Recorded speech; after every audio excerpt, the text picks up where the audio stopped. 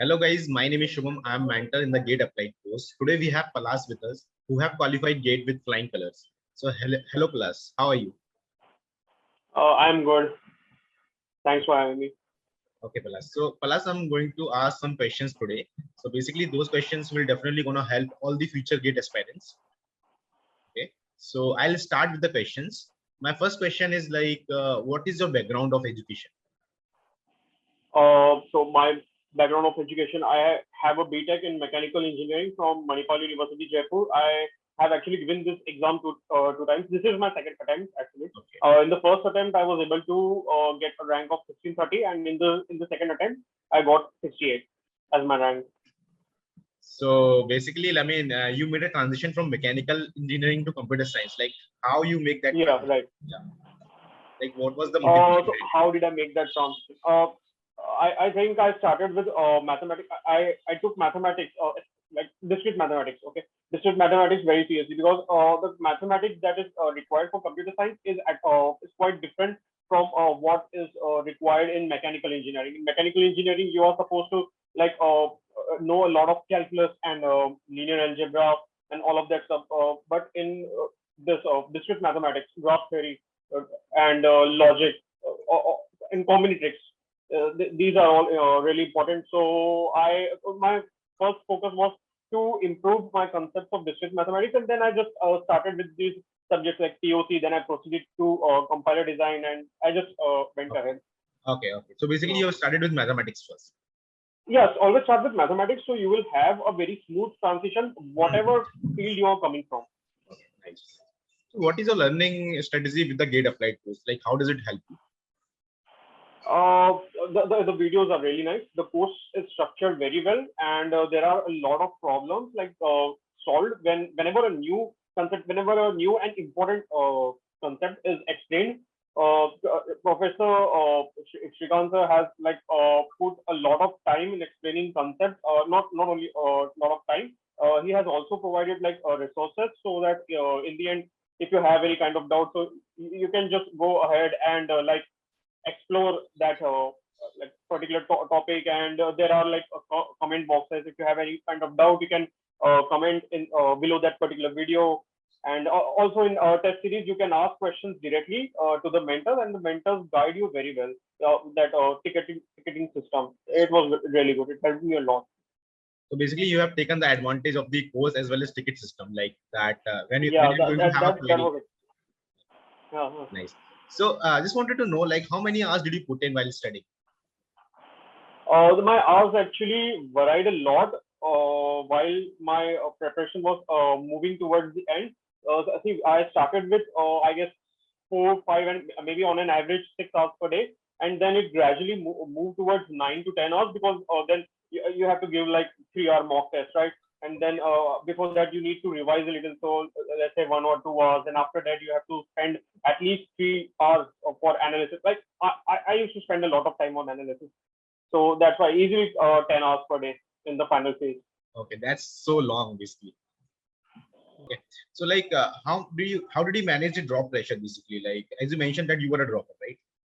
So I mean, I never thought of it as a like a drop, like because that word is like very. I don't know why it sounds very demeaning when there's someone, okay, you are a dropper and everything. yes, So yes, I just never thought of it as a drop. I just said, okay, it is my personal time, and just yes, I'm yes. just taking my personal time for this examination, and I'll score better this time. That's it. Basically, So so basically there you are was no. enjoying. Yeah. So Yeah, I basically you just are. enjoyed my preparation. Yeah. That's the secret. That is a nice thing. Yeah. What strategy you have followed for analyzing your mistakes, like in the test series? Uh, there was not like one particular strategy, but what can one do is let's say you got some question from POC wrong. Let's say it was based on finding if the language given is decidable or not decidable. So what I would do is like maybe go through some important. I have already marked some really good PYQs, and there is this website available like Gate Overflow. I'm pretty sure many people would have heard of it. So you can just go there and discuss with your like fellow aspirants, and there are a lot of discussion thread available. And the second thing, maybe you can go ahead and watch the video content of the course again, or maybe you could go through the test book or reference book. Like uh, the important thing is to get the concept clearly before attempting the question again during the analysis phase. And let's say if you're not able to solve the problem, make sure you understand the solution. And by understand, I'm not saying you need to remember it. Yeah, you need to thoroughly understand, like, okay, idhar meri mistake ho gayi and everything. Okay. So for that, you can use the ticketing system and like go ahead with the discussion with the mentors and everything. Okay. My one more question is related to that only. Like, how did you manage the test series? Like, we have a lot of tests, like grand tests, mock tests, and multiple subject tests. And so, how did you manage all of those tests in your preparation? I never paid any kind of special attention towards the topic test or subject test. Like they were like novel tests only. But for grand test and mock test, I made sure that I was giving this particular test during the exam time. Like this year, it was 9 to 12, right? I don't even know why I forgot the timing, but it was 9 to 12. So I used to give my mock test or grand test during 9 to 12, and then I would take a 1 hour break, and I won't see the answers right away. Okay, I would just see the marks, and then I would say, okay, these are good or anything, and then I would take a small lunch break, and then I would get back to the analysis phase. Like 2 to 3 hours, I would spend a lot of time analyzing each and every question, even the questions that I would get right, to see, okay, like if there is another way of like solving that particular problem given. The more approach, the more approaches you know, the better, right? Okay, that's nice. That's nice. Like, so basically, like analyzing is a crucial part of doing the test. If you're analyzing Yes, your mistakes, very. like, yeah, you will get to know like what to do for the next time. Mhm. How did you manage to pull yourself during the time when you're feeling very low? Um, I would, let's say I don't really have a lot of time and I'm feeling really low. Let's say during December or January. So I would, what I would do is, I had taken 3 test series. Okay, so I had a lot of tests. So I would just pick one, like the subject of my choice that I'm very good at, and I like really like for like DSA. I'm pretty sure it's DSA for everyone. So I would just go ahead and give a DSA test, and I would like in the final phases, I was easily getting 70 to 80% of the marks, and I used to get really confident at that time. So that's how I did it, or just open a reference book, or just go for a walk. Like there are a lot of ways. It depends on an individual. Yeah, definitely, definitely. True, true. So, like, any suggestions for the students who are taking drop? Like, do you have any suggestions?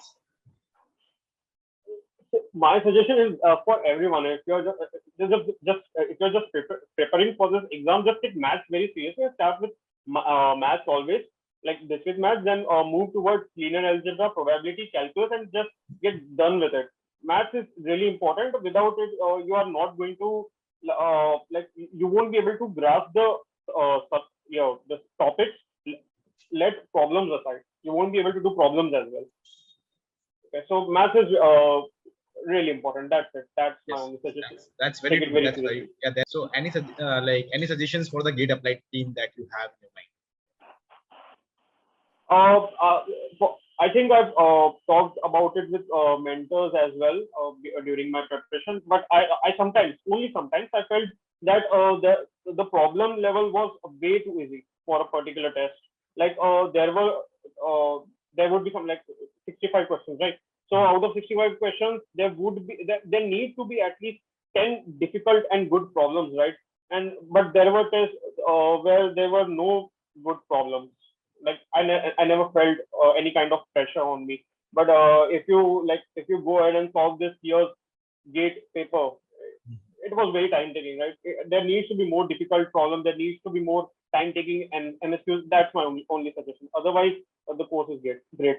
Yeah, basically one thing that we have find out that we have to incorporate more MSQs this year, because as per the Yeah. gate trend, we have find out like they're asking a lot of MSQs. And also over the difficulty level, I'll let you know that most of the mock tests we used to tend to difficult, and grand tests we just make it easy for the students. So if you just solving the mock test, then it would make a difference as compared to the grand test. Yeah, some of the mock tests can be easy too, like one or two, I would say that. But most of them we try to match to the level of gate, and sometimes like difficult to the gate also, if you find it out.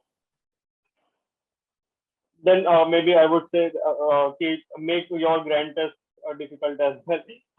No, that would be really helpful. Okay. Difficult questions are like a joy to solve, like when you get to the solution and everything. They are good. They're really helpful. Okay, thanks for like giving the suggestion. We'll just definitely work on it for the next time. So, any question do you have in your mind for that you want to ask to us? See, I'm not sure about the exact time, but I have a lot of time, maybe in 2 months before I join any college. So, is there anything I can work on right now for improving, let's say, my skill throughout the MTech course? The thing is, the first thing that you can work on right now, like you can find your research area, right? So, because like one thing that is for sure, like you have to pick one research area while going to the college. So you can devote this time in doing that. Like you can just find your areas where you have interest.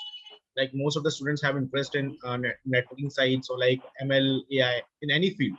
So just now you can do that, and also you can do improve your coding skills also, because GATE is not about coding. Uh, So you can work on that. So it will like definitely gonna help you when you just getting the placements in the college. So these two things you can devote these 2-3 months.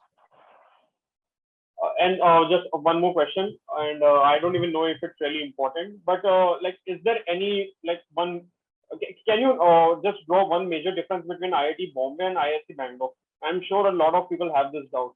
I think we all know that like IC and IIT Bombay both are the good colleges, and one thing is like Yes, IC is more tends towards research, and it's not yes. about like that they are not having the good placements, but they are more lean towards research. If you are having a very great interest in research, then just do pick the ISC. Otherwise, just pick the IIT Bombay. Okay. Yeah, that's it. Thank you. Okay, thank you, Palash. Thanks, Palash, for sharing your views. I hope this will going to help all the future GATE aspirants. Thanks a lot for sharing your precious time.